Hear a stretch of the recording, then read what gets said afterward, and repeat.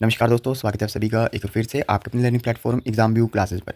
Guys, आप में से जितने भी लोग हिमाचल प्रदेश पुलिस भर्ती परीक्षा की तैयारी कर रहे हैं, उनमें से मैक्सिमम का जो सब्र है वो अब टूट चुका होगा। क्योंकि देखो, न्यूज़पेपर में तो हर दूसरे तीसरे दिन देखने को मिल जाता है कि अब वैकेंसी आ रही है, इतनी पोस्टें सैंक्शन हो गई है, इस डिस्ट्रिक्ट से इस कैटेगरी से इतनी पोस्ट रहेगी।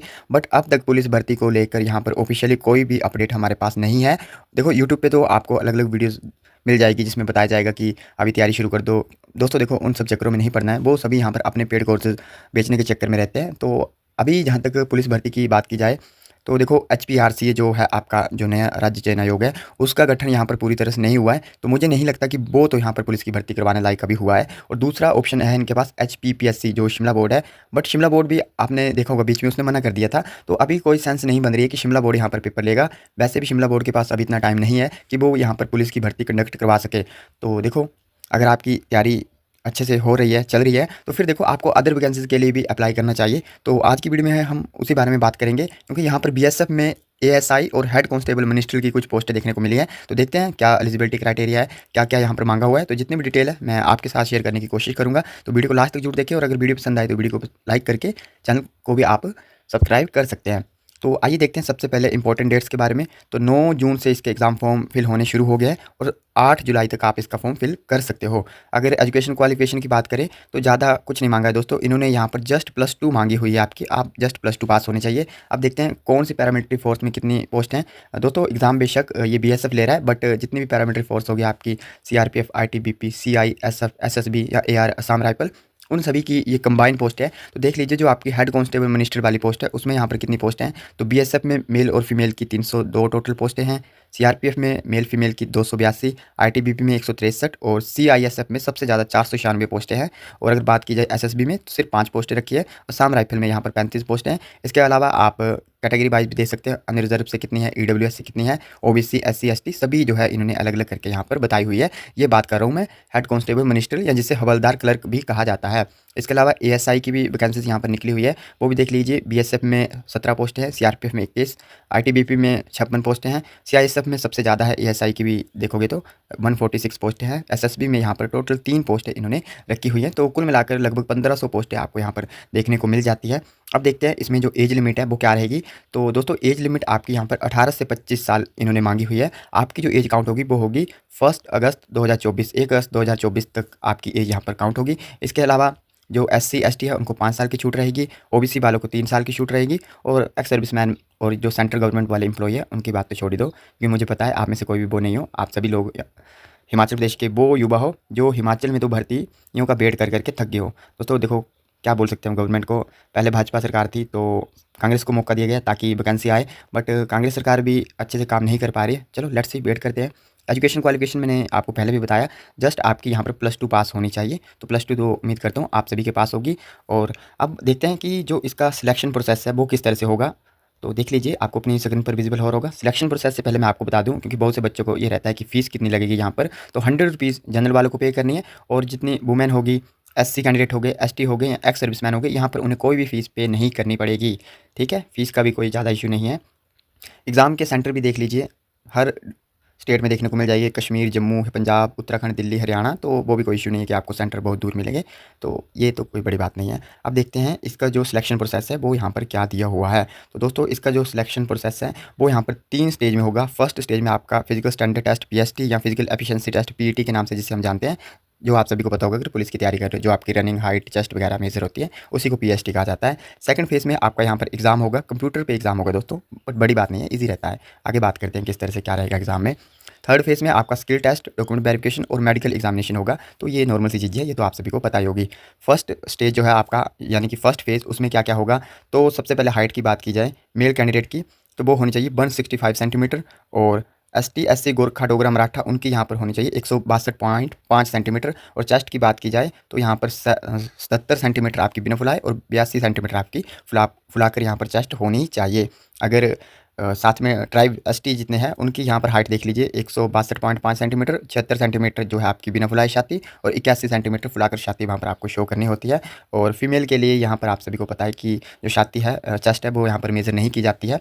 अगर बात की जाए हाइट की, फीमेल की हाइट कितनी रहेगी, तो 55 सेंटीमीटर जो जनरल वाली फीमेल है उनकी रहेगी, बट अदर जितनी भी है उनकी यहाँ पर 150 सेंटीमीटर हाइट रखी जाएगी। एसटी वालों को भी, जितनी भी एसटी की फीमेल है उनकी भी यहाँ पर 150 सेंटीमीटर हाइट होनी चाहिए। वेट तो आपको पता ही है, हाइट के अकॉर्डिंग लेते हैं, तो वेट का कोई इशू नहीं है।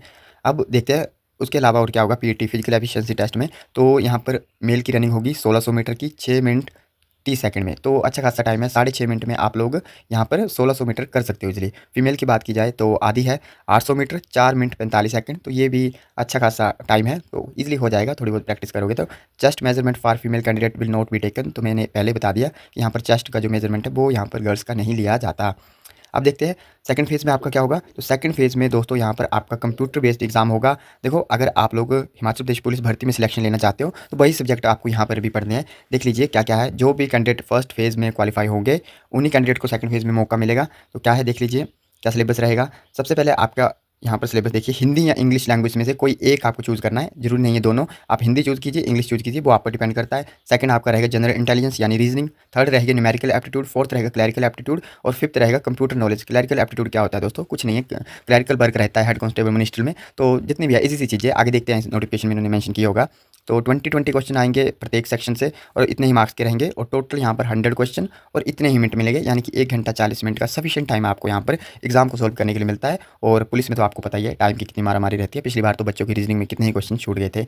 और क्वेश्चन पेपर की बात की जाए तो हिंदी और इंग्लिश दोनों लैंग्वेज में रहेगा। तो ऐसा नहीं है कि सेंटर का एग्जाम है तो इंग्लिश में होता है, ऐसा कुछ नहीं है। कोई भी एग्जाम उठा के देख लो, वो आपका यहाँ पर हिंदी और इंग्लिश दोनों मीडियम में रहता है। अब सिलेबस भी इन्होंने मेंशन किया है, जो कि काफ़ी अच्छी बात है। देख लीजिए इंग्लिश का सिलेबस क्या है, बट मेरे को नहीं लगता कि हिमाचल के मैक्सिमम कैंडिडेट हिंदी को छोड़ के इंग्लिश के पीछे जाएंगे। तो आप सभी लोग कोशिश कीजिए, जो भी आपका स्ट्रॉन्ग सब्जेक्ट हो, तो उम्मीद करता हूँ हिंदी आपकी स्ट्रॉन्ग होगी। तो हिंदी में देख लीजिए क्या है, हिंदी की सामान्य जानकारी, हिंदी व्याकरण का मौलिक ज्ञान, हिंदी वर्णमाला, तद्भव तत्सम शब्द, वही है जो आपको पुलिस में पढ़ना है। और जनरल इंटेलिजेंस में रीजनिंग में भी वही चीज़ें हैं जो पुलिस में आएगी। हालांकि पुलिस में तो रीजनिंग काफ़ी डरावनी आ रही है आजकल हिमाचल प्रदेश में देखा जाए। Numerical aptitude means math, number system, fundamental arithmetic, जिसमें आपके परसेंटेज, प्रॉफिट लॉस वगैरह रहता है। और अलजेब्रा, ज्योमेट्री, मेंसुरेशन, ट्रिग्नोमेट्री, ये सभी है। इजी सा है, कुछ खास नहीं है एग्जाम पैटर्न। +2 बेस एग्जाम है, तो क्या ही होगा। अब बात की जाए क्लैरिकल एप्टीट्यूड, इसमें क्या रहता है। तो क्लैरिकल एप्टीट्यूड में आपको अपनी स्क्रीन पर दिख रहा होगा, it will include alphabetic filling, attention to detail data checking. तो देखो ये कुछ नहीं है, spelling checking, error spotting and other miscellaneous issue related to aptitude of clerk. Clerk का जितना भी काम रहता है ये सब आपको ईजिली यूट्यूब पे मिल जाएगा। यहाँ कोशिश करूँगा मैं भी आपको पीडीएफ फॉर्मेट में ही सारा कुछ प्रोवाइड करवा दूँ। आप बस इसका फॉर्म तो फिल कीजिए, और जो आपका फर्स्ट फेज़ है उसे पहले क्वालिफाई कीजिए, तभी आप यहाँ पर बैठ पाओगे। सेकंड जो आपका सेकंड नहीं सॉरी नेक्स्ट सब्जेक्ट रहेगा कंप्यूटर नॉलेज। इसमें आपका क्या क्या सिलेबस है।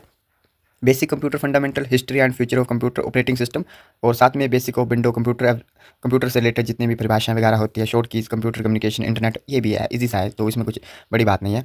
अब बात करते हैं जो थर्ड स्टेज है, इसमें क्या होगा। देखो दोस्तों, मैंने आपको पहले ही बताया कि ये एक पोस्ट है एएसआई, यानी कि असिस्टेंट सब इंस्पेक्टर का जो होता है वो, और दूसरी है एचसीएम यानी कि हेड कांस्टेबल मिनिस्ट्री, या जिसे हम क्लरिकल पोस्ट के नाम से भी जानते हैं।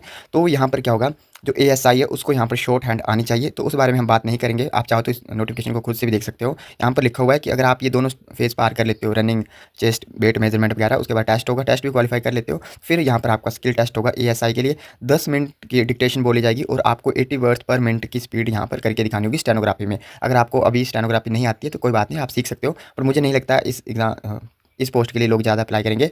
ज़्यादा तो अप्लाई करने वाले हैं हेड कांस्टेबल मिनिस्टर या क्लर्क, हवलदार क्लर्क जिसे कहते हैं। तो इसमें भी आपका स्किल टेस्ट होगा। तो इसमें क्या है, 35 वर्ड पर मिनट की आपकी स्पीड होनी चाहिए इंग्लिश की टाइपिंग अगर करते हो, और अगर हिंदी की करते हो तो 30 वर्ड पर मिनट आपकी यहाँ पर स्पीड होनी चाहिए। देखो, अगर हिंदी इंग्लिश जो भी आप चूज़ करो, 10 मिनट का ये टेस्ट रहता है, और आपको 10 मिनट में इंग्लिश के देखो तो 350 वर्ड टाइप करके बताने होंगे, और हिंदी में 300 वर्ड टाइप करके बताने होंगे। अब हिंदी में बच्चों को बहुत दिक्कत होती है कि हिंदी की जो टाइपिंग है वो कैसे सीखे, तो मंगल फ़ॉन्ट करके एक फ़ॉन्ट रहता है हिंदी का, आप वहाँ से ये टाइपिंग सीख सकते हो। दोस्तों देखो, अगर अभी आपको टाइपिंग नहीं आती है तो इसका मतलब ये नहीं है कि आप फॉर्म फिल नहीं कर सकते, आप ईजिली फॉर्म फिल कर सकते हो। ये सभी चीज़ें जो है वो आपकी लास्ट में चेक की जाएगी जब आप फर्स्ट और सेकंड फेज़ क्वालिफाई करोगे। और दोस्तों, अगर आप फर्स्ट और सेकंड फेज़ क्वालिफाई कर लेते हो तो आपका जो कॉन्फिडेंस है वो भी बूस्ट होगा, और जैसे ही हिमाचल प्रदेश में पुलिस, पटवारी या अदर किसी भी डिपार्टमेंट में यहाँ पर वैकेंसी आती है तो फिर आपको उसका बेनिफिट वहाँ पर देखने को मिल जाएगा। क्योंकि देखो, तैयारी तो सेम ही रहती है। हाँ, नंबर ऑफ क्वेश्चन की बेटे थोड़ी बहुत कम ज़्यादा हो सकती है। जैसे कि इसमें आपने देखा होगा कि आपकी जो हिंदी या इंग्लिश में से एक आपको चूज़ करना होता है, जबकि पुलिस में आपको दोनों के आपको क्वेश्चन एग्जाम में देखने को मिल जाते हैं। मिनिमम क्वालिफाइंग मार्क्स, ये कुछ चीज़ें देखने वाली नहीं है। इसके अलावा यहाँ पर कुछ भी इंपॉर्टेंट नहीं दिया हुआ है। हाँ दोस्तों, एक चीज़ मैं आपको और बता दूँ, जितने भी कैंडिडेट इस फॉर्म को अप्लाई करेंगे, प्लीज़ कोशिश कीजिए, अगर आप SC ST कैटेगरी से हो तो यहाँ पर इन्होंने परफॉर्मा दिया होगा, उसके हिसाब से अपना जो SC ST सर्टिफिकेट है वो बना लीजिए, तहसीलदार से बनता है। तहसीलदार, हाँ जी, तहसीलदार से बनेगा आपका सेंटर लेवल का। ये देखिए यहाँ पर आपको फॉर्मेट अपनी स्क्रीन पर विजिबल हो रहा होगा। हालाँकि जो स्टेट वाला है वो भी चल पड़ता है, वो टाइम देते हैं, बाद में आप जो है इस हिसाब से इस फॉर्मेट में बना के लाइए। बट क्यों दोस्तों उन सब चक्करों में क्यों पड़ना, अभी टाइम है तो बना लीजिए। अगर सेंटर की और भी वैकेंसीज आती है वहाँ पर भी ये काम आएगा। तो देख लीजिए the constitution schedule caste and order 1950 tribe का भी इसी तरह से। तो ये जो है वो इस हिसाब से आप अपना एसटी का सर्टिफिकेट बनाइए, फिर यहाँ पर इस पोस्ट के लिए अप्लाई कीजिए। और अब भी आपके माइंड में कोई डाउट है या तैयारी से रिलेटेड कोई हेल्प चाहिए हो तो आप टेलीग्राम चैनल पे जुड़ सकते हैं, यहाँ साथ साथ में आप कमेंट बॉक्स में भी टाइप कर सकते हैं। हम जल्द से जल्द आपके क्वेश्चन का रिस्पॉन्स करने की कोशिश करेंगे। तो धन्यवाद। जय हिंद, जय हिमाचल।